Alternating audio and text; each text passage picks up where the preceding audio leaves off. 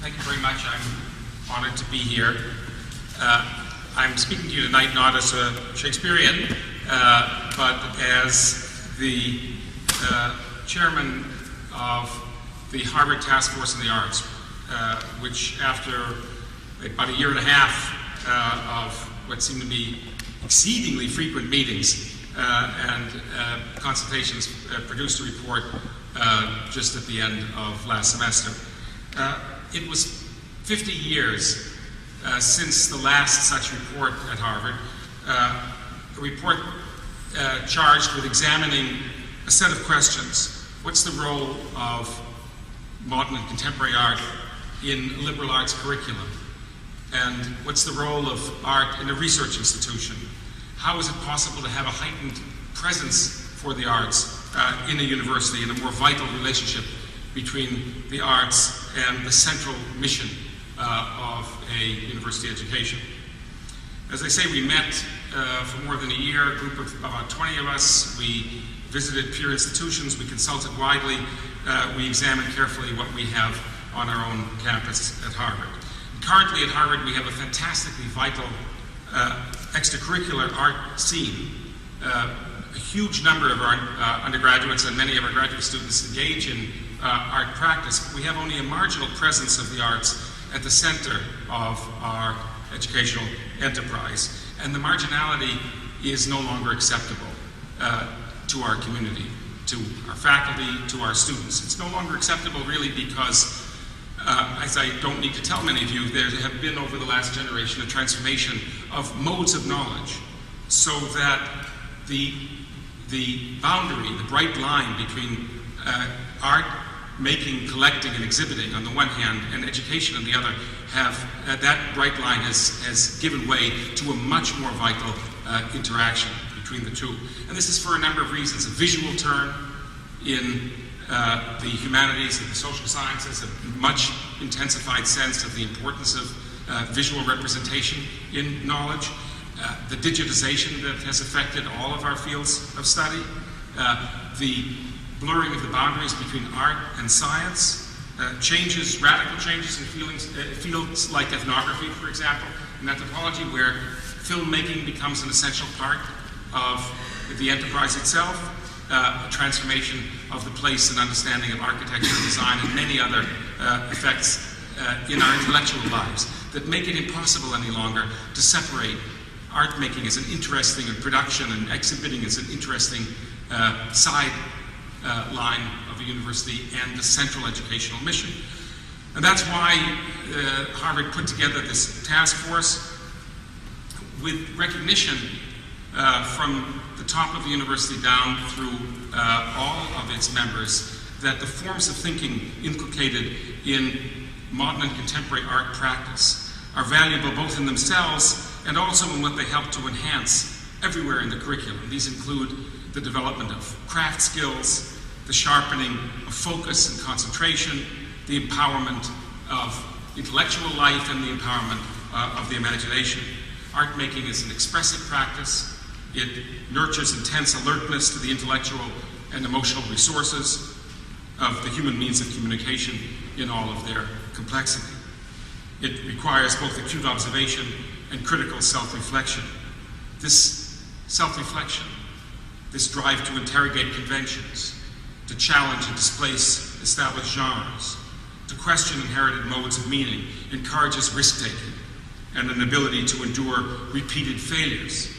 It fosters both intelligent imitation and also a desire to conceive and bring forth what has hitherto been literally unimaginable.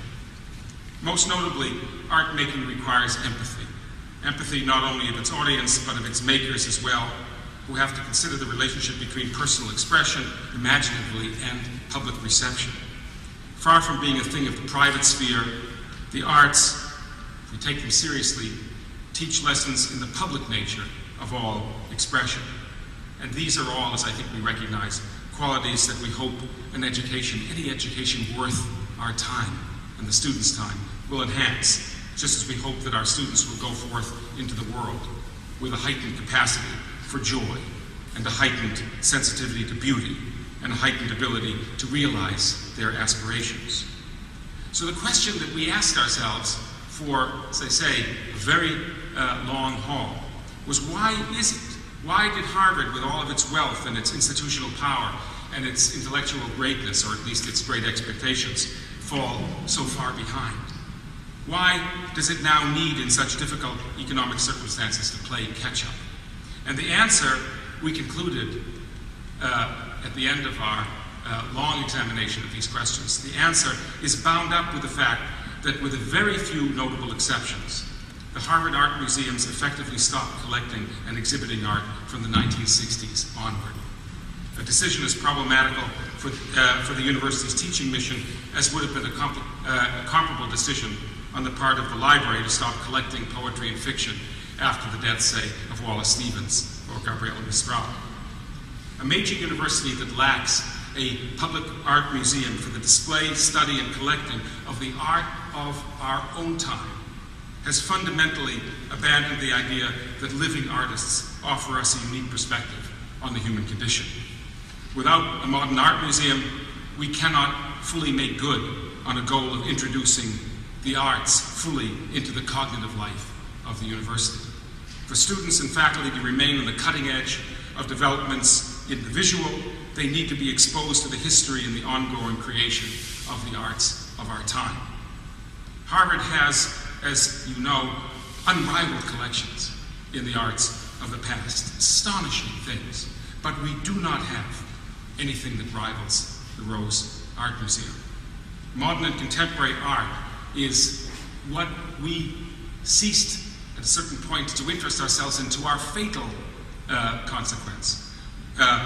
Modern contemporary art, precisely because of their complicated, their contested, their provisional nature, the arguments that take place over what counts and what doesn't count.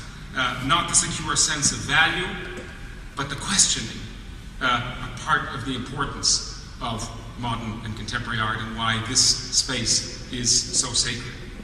The public and professional exhibition of contemporary art is a key component both to experiencing it and to learning about it and from it. If we're to ask undergraduates to involve themselves in the arts, in their classes, and if we're to ask our faculties to retool these classes to incorporate the arts as part of the curriculum, and if we're to say that we're capable of teaching the next generation of artists at the graduate level, then we must have a Rose Art Museum, a building and a collection that will make good on these aspirations. We cannot teach students of the 21st century how to solve problems of making, and in turn solve the problems that we cannot yet even point to by only looking at the art of the past, however great that art is. We need the arts of our own time. Brandeis has, from poor Harvard's perspective, the immense advantage of possessing such a collection. From the perspective of Harvard's Arts Task Force, it seems inconceivable at this moment that any institution, even one reeling from the present economic difficulties, would ever think of giving it up. Thank you very much.